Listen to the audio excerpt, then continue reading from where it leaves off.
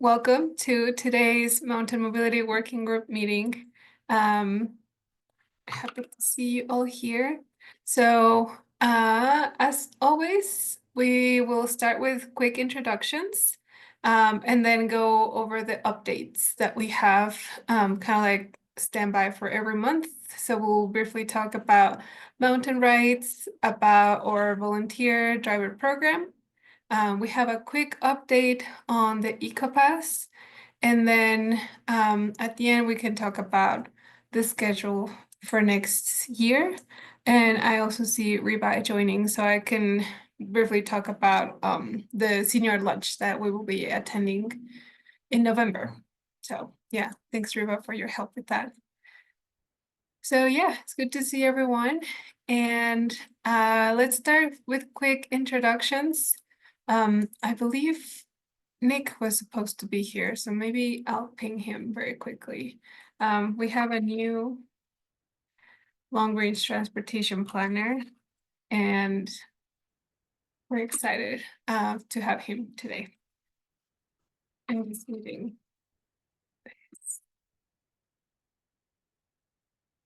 But in the meantime, we can start with introductions. In my screen, I see Tom first. Do you want to introduce yourself? Tom Behold, Netherlands Food Pantry, Peak to Peak Health and Housing Alliance in Netherlands, where it's snowing. Are you getting rain today, Jessica? Not at the moment, but let me check the weather app. I'm in Denver. Yeah. I don't think we get rain today, but a lot of just cloudiness. Cool. Yeah. Thanks, Tom. Next, I see Katrina. Katrina, Peak to Peak Housing and Human Services Alliance. Yeah, good to see you, Katrina. Janie? Hi, I'm Janie Barker, and I'm the Director of Human Services in Gilpin County. And when you get to mountain rides, I would like to discuss some possible grant option coming next year. Yeah, awesome. Thank you. And I also like your sweater. Next I see Reba. Hi, Reba Mitchell, Netherlands Area Seniors. I just want to say I might have to be popping in and out because I have a senior in our lounge that needs some assistance. So I'm going to run around a little bit on this meeting. I apologize. Yeah, no worries. And thanks for joining. Yeah. Thanks. Betty, do you want to go next? Betty Abel, and I'm with Netherlands Food Pantry. Good to see you again, Betty. It's been a while. You too. Yeah. I see that Paul and Nick have joined. Hi, Nick. We're just doing introductions, so good to see you. Joni, do you want to introduce yourself next? Yeah. Hi, I'm Joni Lynch, and I'm with the Our Center in Longmont. Thanks. Yeah, good to see you again, or hear your voice again, Joni. Okay, Angel, do you want to introduce yourself? Sure, I'm Angel Bond. I'm the Mobility for All Program Manager, and I can turn it over to Paul next. Hey, the video does work. Hi, everybody. I'm Paul Krajkowski. I'm the Transit Program Manager with Boulder County. Yeah, good to see you, Paul. And then last but not least, we have Nick. So as I was talking, I was saying before, Nick is our new long-range transportation planner. So Nick, do you want to introduce yourself to the group and maybe tell us a little bit about yourself? Today is I think it's your second day, right, in the job? Second day. Hi, thank you, Jessica. Good to see you all. My name is Nick Aguilera. I'm the new long-range transportation planner with Boulder County, with a background in education and advocacy and urban planning and public engagement. I'm really excited to help make all of Boulder County a better place to move for everyone. Thanks, Nick. And Nick will be working under, I think, Landon. So yeah, thanks for joining and welcome to your first Mountain Mobility Working Group meeting. Okay, so And then we can move on to the next item. So we will talk about mountain rides. I don't know if we have any updates. I don't think Lisa is in part of the call, but I don't know if you wanted to add something, Angel. Just wanted to say that we've hit over 1,000 riders, which I think we talked about last month, and things are going well. We still are looking at like the cost per like ridership for Monday, Wednesday, and Thursday. And just a reminder that we have the extended funding to have the third day through the end of this year.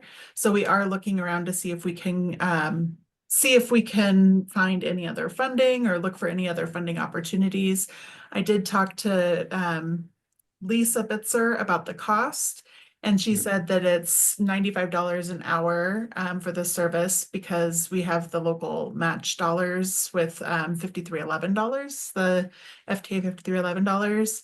And so just if anybody has any ideas on like keeping the third day, then let us know.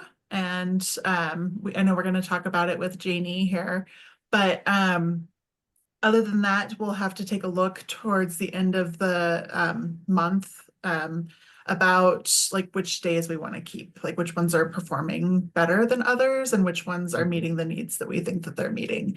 So does anyone have any questions or any comments on that? What days do you currently operate? So we currently operate Monday, Wednesday, and Thursday. And I think you might have missed last month. I gave like a short presentation last month, maybe. It looks like, I'll pull that up. I haven't updated it for this month, but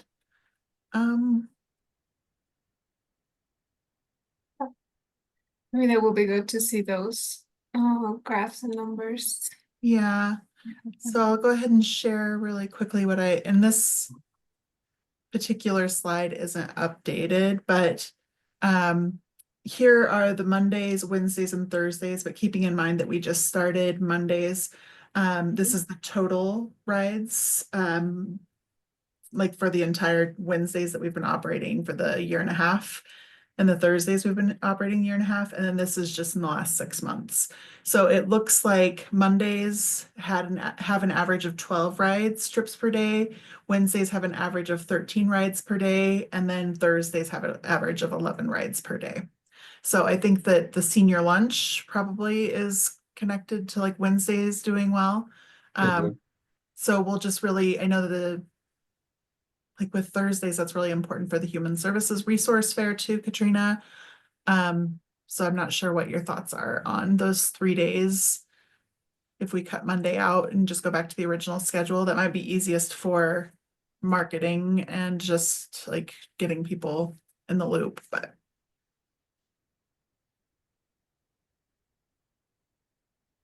Yeah, I don't. I think we just kind of have to catch up at the end of November, but because the Human Services Fair may change. Okay. And currently there's only one person coming to lunch Okay. on Wednesday currently. So Record. so this is the 2025 ridership so far. So it looks like still like our big pickup obviously is like Ward Food Box. Then we have the RTD Park and Ride. And then it's BNF is like the next largest, and then Rollinsville for pickups. And then when we look at drop-offs, it's similar, right? So there's Ward, Park and Ride, then BNF again, and then the community center. So the community center is up there still with like pickups as well. So we can revisit this at the next meeting. Well, I know we're gonna have to talk about when we're gonna meet, because it's Thanksgiving week when we have it scheduled. So I don't know if we've talked about maybe scheduling a joint November one that's like early in December. for the holidays, but we can take a look at like these updated ridership on the days. So I'll try to break it out by like what days are which destinations the most popular.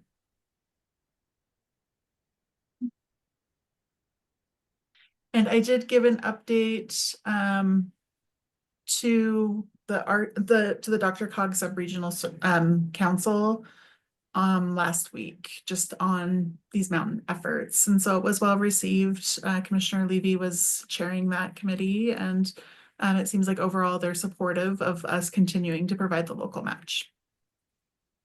That's great. Days. Yeah.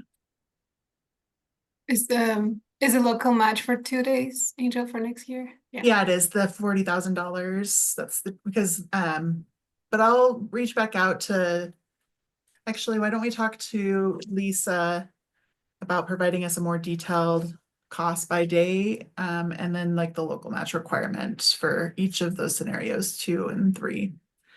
So we can have it like very specific terms, like this is what it would cost for extending it for a 3rd day throughout next year.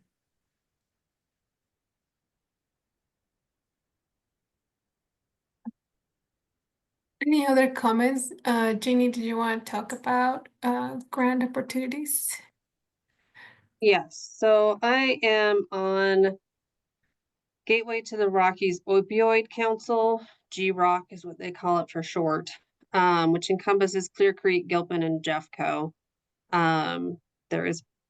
There should be an opioid council for Boulder as well. I don't know what they're called, but anyway, these councils were created to help spend the opioid money that's coming in from the settlements, from drug companies and others. And it's quite a bit of money. So I think our grant cycle opens early next year or in the spring, and we're looking to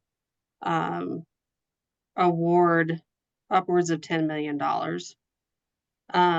to agencies, organizations who either want to create or expand opportunities for citizens to be able to either get treatment, have access to treatment, also prevention programs around substance use disorder and opioid use, and some different things like that. So one of the things I've been thinking about is, I know we've wanted to expand mountain rides to get farther up into Gilpin County. If we are able to get a grant to be able to expand that to, I would say, the Human Services Building and the Community Center. The Human Services Building, we do have a substance use disorder therapist that is here at least 1 day a week. They'd be looking to expand that if needed. And then also with being able to get people from the community center or from human services to possibly substance use treatment in Nederland or down in Boulder or somewhere along those lines. We did just get a new kind of facilitator manager for our group, and it's Dr. Chelsea Shore, and I was talking with her about this as well, and she would love the opportunity to connect with somebody who might need help better understanding what the program does or what the criteria is or how to apply for a grant. Obviously giving more details on the dates of those grants, that kind of stuff. So I told her I was coming to this meeting today and I would try to figure out if there's somebody that I can connect her with to be able to start kind of that conversation around, is it a possibility for applying for a grant for that?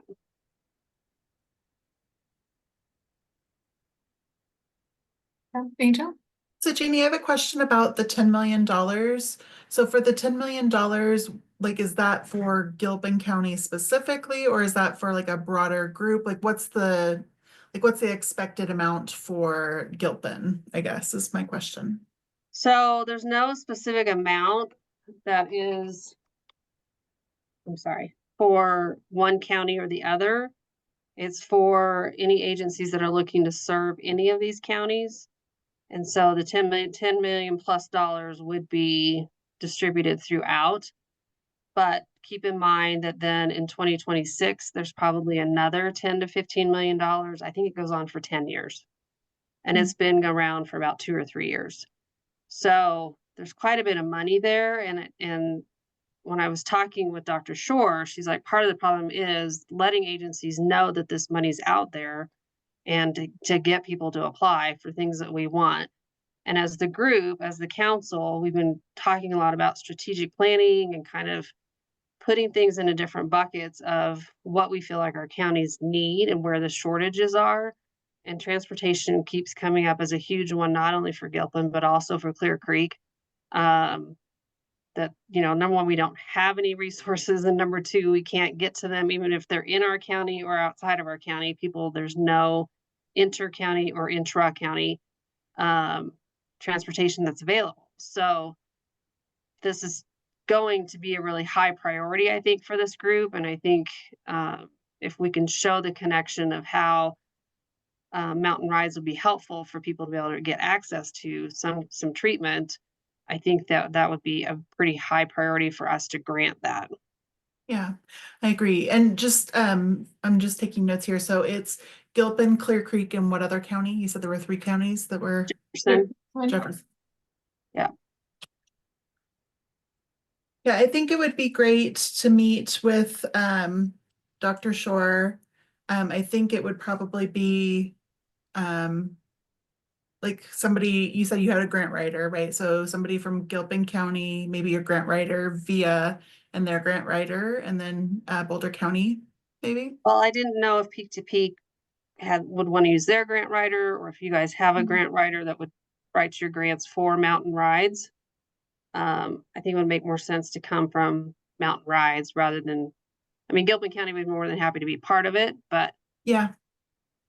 Yeah, Via Mobility Services is the one who is securing the grant. And that's not saying that nobody else can like write the grant. But they have the $5311. So the way it works for us is they secure the money from CDOT and then we like give them the money for the local match, Boulder County being we. So I do think that it'd be good. And I don't know, Katrina, like who from the Peak to Peak you feel is like plugged into like the grant writing aspect.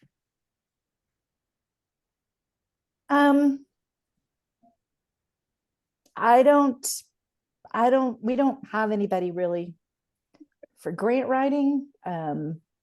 We could maybe take a stab at it. My contract was not renewed, so the Peak to Peak is kind of up in the air. Oh.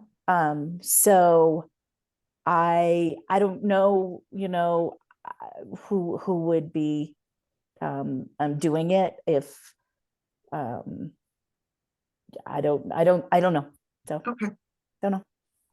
Okay, I'm sorry to hear that, Katrina. When does your current contract end? December 31st. Okay, sorry. Okay, well, why don't we say then, because we also have a grant writer, so I haven't talked to her about this project though, but I do think that it makes sense for Ryan Avery, who's the VIA grant writer, to take the lead if we all agree for them taking the lead. I know, Katrina, you had said that you all want to apply for grants for this to like provide transit service, so I don't want to like step on any toes there if you all feel like there's a better organization to write the grant. Nope. Okay, so I guess Janie, I can start, or we can start like an email, just following up with you and then including VIA folks on like setting up a meeting and providing a few. Do you know the timing of the meeting that you want to? I don't. Like I said, I'm not exactly sure when.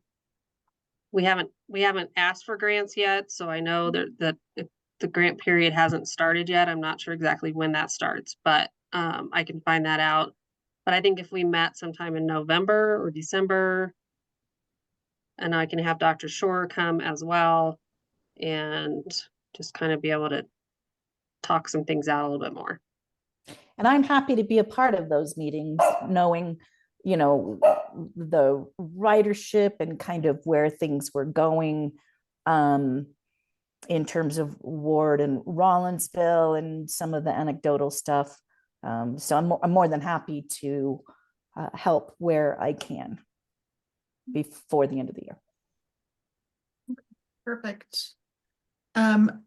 Okay, so I'll send a list to you, Janie, with emails of everybody. But so far I have Katrina, Janie, Dr. Shore, Ryan Avery from VIA, Lisa Bitzer from VIA, and then somebody from Boulder County. Okay, Does that work? yeah, and then I'll just send out an email to see kind of when people think a good time to meet would be. And then we can kind of get the ball rolling. Perfect. Thank you for doing that, researching that. 10 million's a lot for, it's 10 million a year, you said, right? For those 3 counties? Around that, yes. Yeah, I mean, that's a lot. Yeah. Okay, wonderful. I do think that one area where I'm not as like familiar is where are those places within Boulder County that we do have treatment facilities, right? Because I know that Clinica, that Katrina, the Peak to Peak, you all have like worked really hard to get Clinica to open up there. Do they do treatments like this? Treatment is a pretty broad word. So we do have Clinica and mental health partners who can, although right now their budgets are so strange, I'm not quite sure where they're at, because now I've heard they're not taking people who don't have insurance, and mental health partners is just Medicaid. So it's fairly limited, but if we were going to start, it's, that chicken and the egg too. If we were going to start having more traffic and we could figure that out, but maybe that's also something that the grant might be able to help us with as well. But I definitely know that there are people from Rollinsville going to the doctor, and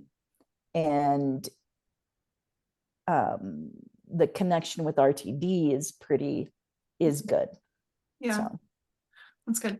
And then I guess also, Janie, just knowing like when your one therapist works, like what day of the week is that? You said that they might work more. So I mean, because there would be implications for like planning, right? To make sure that we have service on the days, and hopefully we'd be able to do more than just we're doing now with 2 days next year. Yeah, she is usually here on Thursdays at this point. Okay.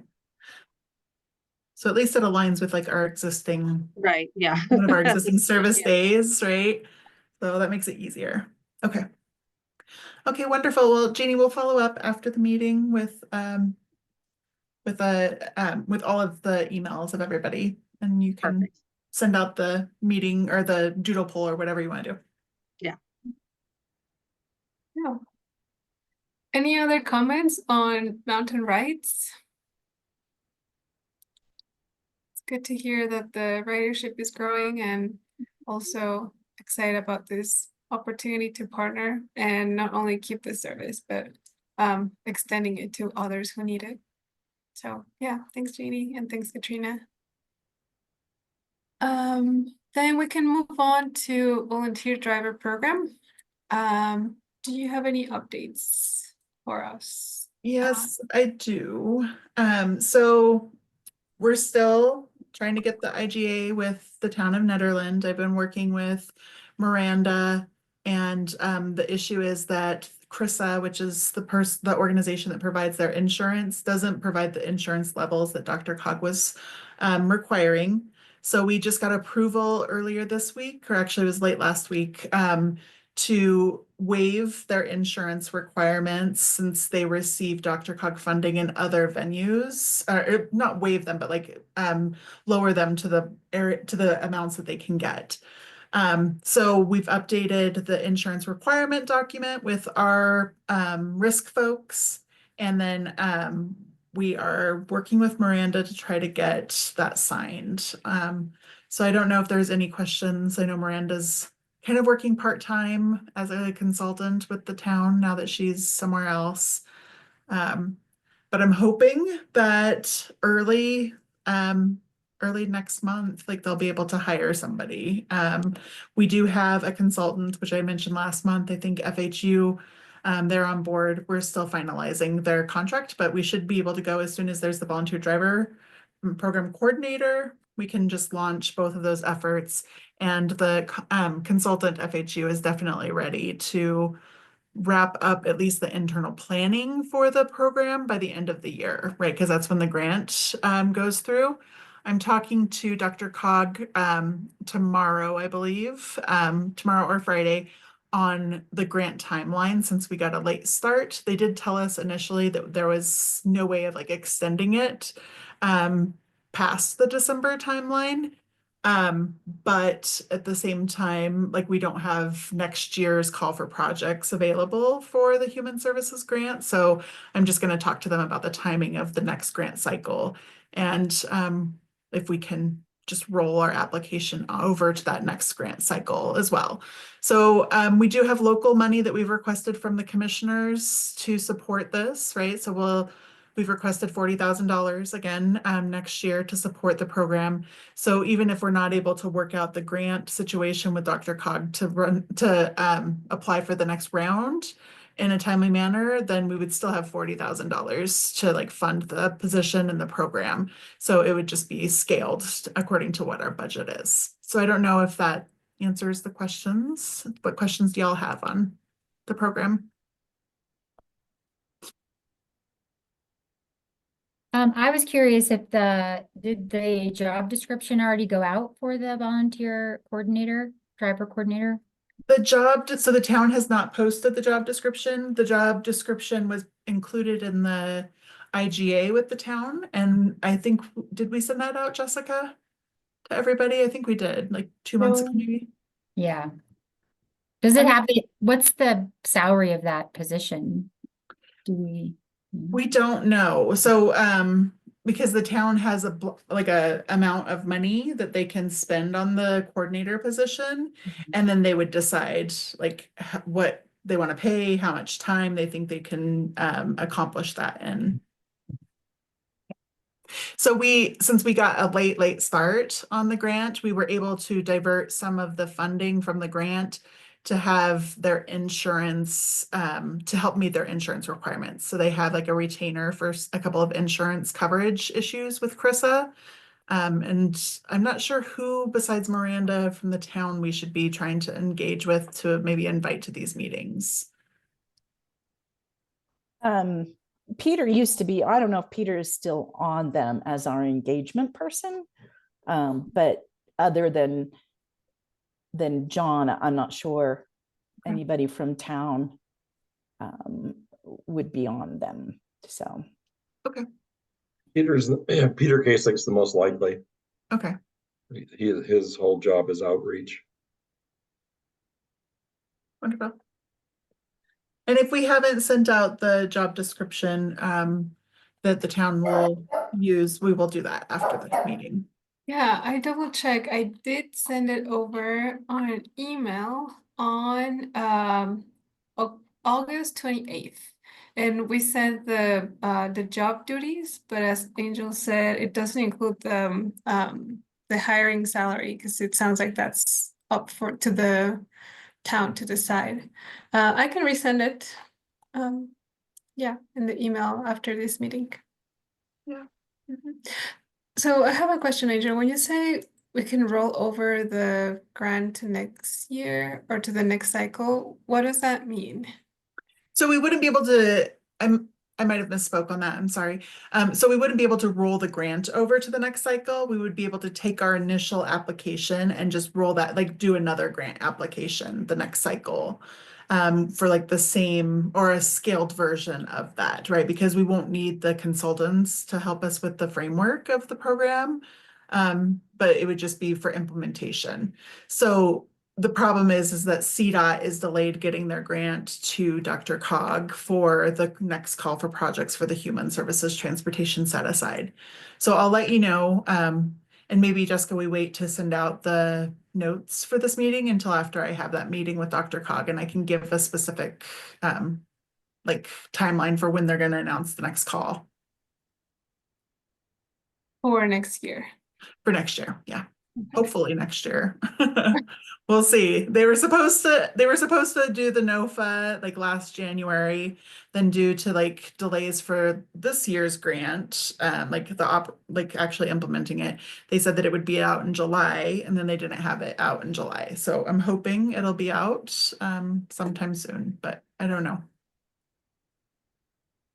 So then it sounds like next steps is wait for the IGA to get approved, hopefully soon, and then consultants are already ready to start with the planning process. Yeah. Then applying to Dr. Cox's grant again.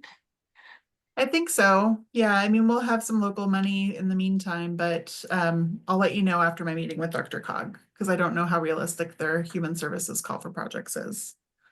Okay. So I know there's a lot of moving parts there, but it's definitely ready to get this project started. Any other questions about the volunteer driver program?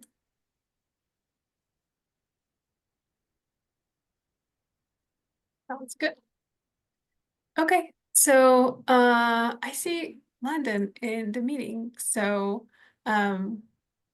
I think he was a little bit busy, and he did send me his updates for today's meeting regarding the EcoPass program. So Landon, are you able to share them, or do you want me to? You're muted. No. You don't seem to be muted, but I don't think you No. have audio. Your microphone doesn't seem to be working. You know, how's that? Oh, That's good. Much Yeah. better. Okay, just a matter of getting lucky and hitting the right button. Okay, good. Yes, thank you. So Melissa Hunter with the Mobility for All team and I are working towards introducing the business EcoPass program for Nederland next month or the latest in December, certainly in 2025. And just as a reminder, this program is an offshoot of the existing resident EcoPass program that voters approved to extend for 10 years to 2033. And during that, or as part of that approval process in November 2023 ballot elections, a business EcoPass program was authorized. So we've been working with the town of Nederland closely and RTD, and we've had outreach to understand the number of employees and businesses who want to participate. And we're right now in the contracting process between RTD and Boulder County. And we hope to have that wrapped up in the next couple of weeks. And we're preloading the program by having the partner portal, basically that's the RTD record keeping portal, ready to go before the contract is actually signed.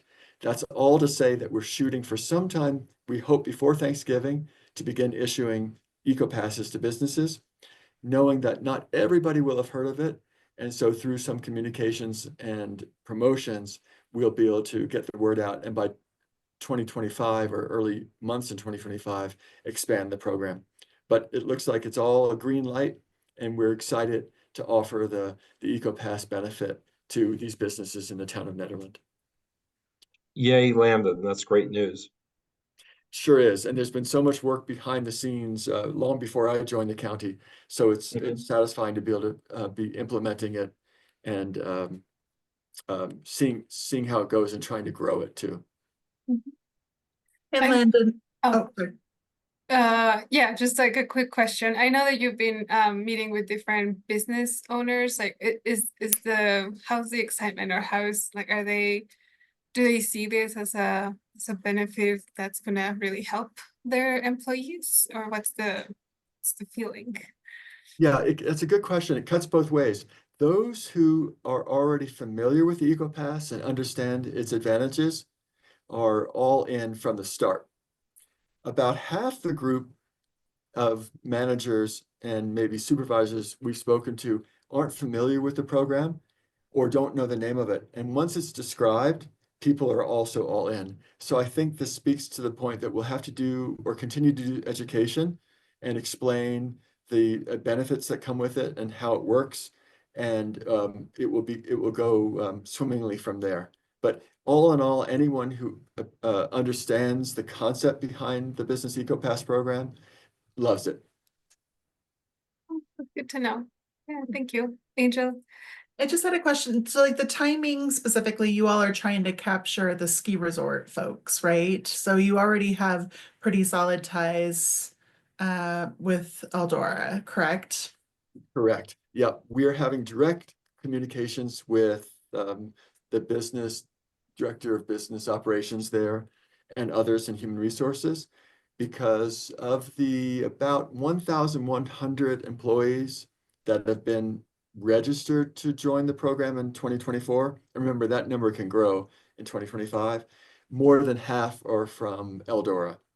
And Eldora Knowing is a seasonal program that recruits now and begins bringing people into employment in next month and December, and certainly by January. So yes, Angel, we're aligning our efforts to try to meet the demand that comes from Eldora for this winter ski season. Wonderful, thank you. There was one thing that I didn't get on the agenda, Jessica. So if we're done, does anybody have any questions for Landon before we talk about the schedule? Well, just good work. I know it takes a while, and there's also a lot of moving pieces. So glad to hear that the ball is rolling and that we will get people eco passes for the ski season and for anybody who needs it. Yeah. Great. Yeah, good work. The one thing that I should have got on the agenda, Jessica, was the timing of the en route, the NB route. So with the service changes that happened in September, the students who travel from Netherlands to go to school in Boulder are having some issues with connectivity because they changed the schedule. I'll go ahead and put so Commissioner Levy has reached out to RTD about it. So RTD is definitely aware, but what ends up happening is that kids who go to school at like Casey Middle School or Boulder High, they don't have great transit back to Netherland after school, and it's not timed well with those bell times. So I don't know if you all are hearing that as well, Katrina, from the Peak to Peak families that are struggling to get their kids to the schools in Boulder. Yeah, lots of chatter on Facebook. People were really wondering why there wasn't an opportunity to weigh in on it.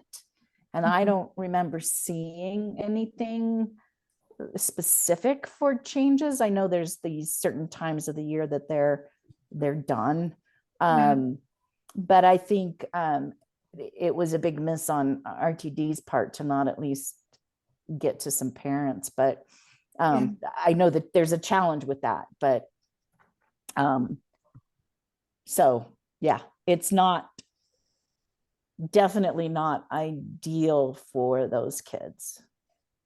Yeah, and they end up having to stay a lot later in Boulder. So RTD does hold regular service change public meetings, and honestly, I don't know. I think that was something that like we might have missed, like how it could impact the bell times. I think we might have been looking at, I think Alex maybe was looking at the bell times for the Netherlands schools, but not necessarily considering the reverse, right? But RTD definitely said that they'll keep that in mind with the next service changes. And then Katrina will just make sure that we promote the service change feedback periods like through the NetHeads page and like make sure that it's on everybody's radar. Because they do, like it's a general, since they do it 3 times a year, they just have like a general announcement. And there's also another group that meets, like RTD meets with stakeholders or community partners quarterly to talk, or maybe it's aligned with is it quarterly, Landon? I forget. Three times a year, Yeah. I believe. Around the local service area. Yeah. what's it called? They just give updates, but we'll make sure that you're all invited to those, or at least forward you the invites when we get them next. Yeah, a couple of families and I've shared the customer comments from RTD with the Facebook groups and stuff. So, and Ned Mamas and things have spoken out. So I know that they'll definitely be paying more attention. Yeah. And right now they have like the service changes for January posted. They're pretty much set, I think, at this point, but it's still good to like give feedback as much as possible. But we'll make sure that for the May service changes, usually it's like the public comment period or the public engagement, the planning process for it is usually like right as soon as they make the service changes for like September, they start the engagement process for January, right? So yeah, so that's, I mean, that's a lot of what people are writing RTD about, is because that's the end of school. I mean, they're struggling now with all of this, and so they're hoping to there was some talk that they may be able to change it back because of the community that it was affecting. But yeah, we probably need to keep closer tabs on that as a community. yeah. I don't know who's on those, if there's anybody on the stakeholder meeting representing the mountain communities. So I think that Miranda was invited to those previously, but let's double check to make sure there's somebody from the town at least, and then we'll try to include it in these updates as well. so the town won't always necessarily know about parent things, so it would be nice to have it would be nice to think about who might be the right person for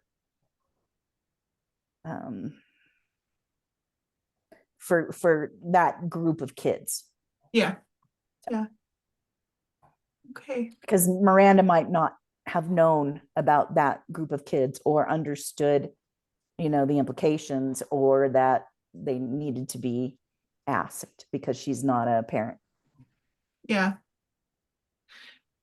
The response that RTD said is that they're considering recommendations to improve bell time alignments with Casey and Boulder High Schools for the January service changes. So I don't think that and they also said on the good, like positive note is that they're having success recruiting drivers. So hopefully they'll be able to expand service at some point for the NB. Cool. Whatever happened with that mid-ride grant thing? Mid-time it was grant. Yeah. I think RTD rejected it as an eligible Hadn't heard. process. Yeah. I don't know if we talked about that, but they just said that since it is like maybe not duplicating, but it overlapped with some of the service that they were providing. It didn't meet their criteria. Do you remember, Landon, like more, or Paul, like more specifics about why they rejected it? It's something like that, Angel. It's essentially the fact that RTD in its plans has an intention to reinstate the pre-COVID level of service and fill in those gaps in the middle of the day. And because it's already was written in the plans, it was duplicative of having Boulder County offer supplemental service. And so really our preference is that RTD reinstates the service level, and they're doing their best, and they've indicated to us that they're trying what they can do by May 2025 run board. So we hope to see the midday blocks filled in. I just want to go back just a little bit what Angel said for context of all this, of how this went down. We in Boulder County were equally surprised by the level of changes and times. RTD typically makes seasonal changes and minor adjustments. I think that's kind of the language. And that's what was broadcast for the NB route. So when we saw changes of 21 minutes, 28 minutes, drastic changes, in other words, that affect both the morning and the afternoon west and eastbound trips. We were surprised and we were flooded with comments, same probably as you, Katrina, from the Nederland community who rely on the trip travel for Boulder High and Casey, as Angel said. So we hope that, as Angel indicated, that in January, the changes could be reinstated or it could be reversed, but we don't know for sure. And the last thing is, RTD is made those changes in part to meet union rules to have adequate layover time, as well as to offer a little bit of cushion during bad weather time to stay on track with on-time performance. So they're legitimate reasons, but again, it caught us by surprise. And I think the whiplash effect or the resistance that came to RTD will make them understand that anything beyond minor changes needs to be run by the public first. Yeah, thanks for those details, London, and the context. Yep, thanks for clarifying. I know they try. Yeah, so it sounds like there's, oh, go ahead, Paul. I thought I would chime in. Landon, you did a great job covering that. I think there was only one other factor too, is that there was some difficulty with a route that was shared with us providing service and RTD providing service on that route. That share thing, if I think it was there's union issues with that or something. It'd be easier if we did the whole route or they did the whole route, but having different drivers on that route that is scheduled to be reinstated just created something that they weren't able to agree to at the time. Yeah, that makes sense. Thanks, Paul. And yeah, it's good to hear that different groups are letting RTD know with Commissioner Levy and people in Netherlands. So yeah, thank you all for sharing, and we will make sure to share with all of you too the next service changes and have those in our radar too to provide feedback. Okay, we are going to move on. We have 10 more minutes and just one more agenda item. This one is about scheduling for next year and the frequency of the meetings. So Angela and I were chatting briefly yesterday, and we were wondering if a different frequency will be good for these meetings. We thought about perhaps doing it bi-monthly instead of monthly, and just wanted to hear some of your thoughts on that. We also need to talk about the December meeting, as Angel mentioned, since the next one in November falls in holidays. So perhaps meeting just once again this year in December. So yeah, any thoughts about doing these bi-monthly instead of monthly? And you can react on the Zoom options here, or you can just like unmute and share what your thoughts are.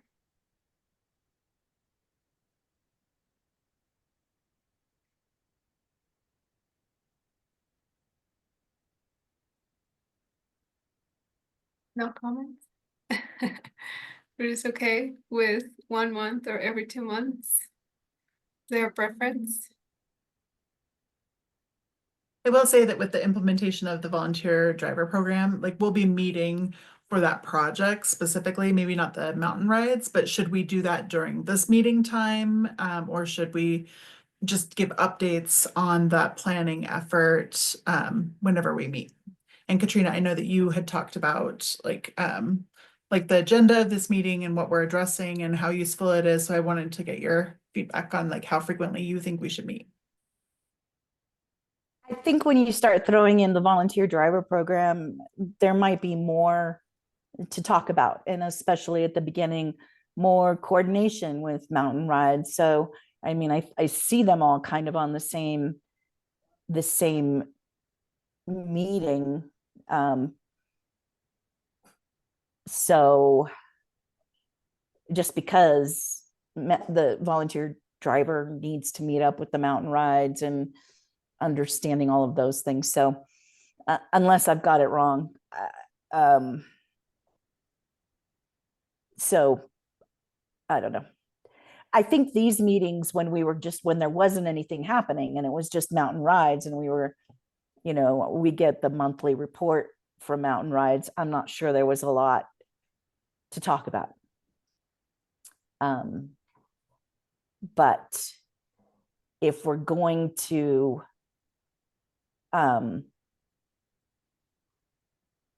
support EcoPass and everything as a group, then I think we need to think about how often we need to meet on those ideas and support. And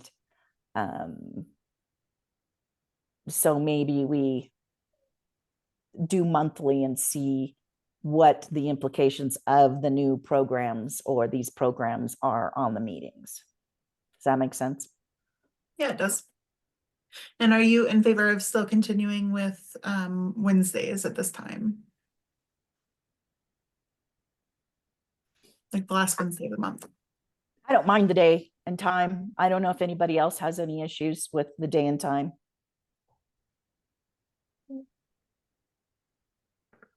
It's been set now kind of for a year, so I think those people who regularly attend have set it on their agenda.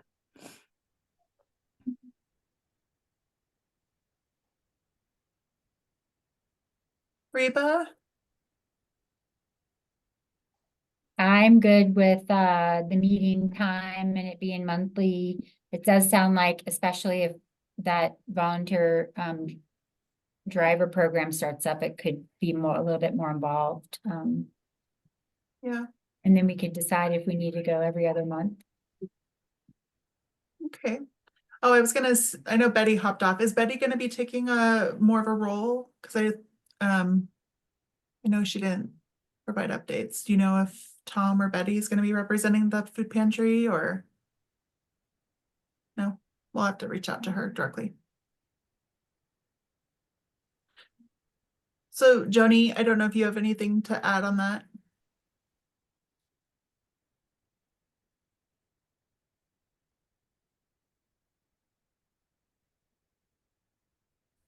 She might be multitasking. Yeah. Yeah. So I'm hearing like monthly, and then we reassess after the volunteer driver program is established a little bit better. Is that what? I think so. Okay. Yeah. Great, thank you. It sounds like this time still works for people and oh, I'm fine with, okay, yeah. So Joni is okay with how things are right now. Perfect. And then can we set a meeting for early December? Yes. Instead of November. It could also.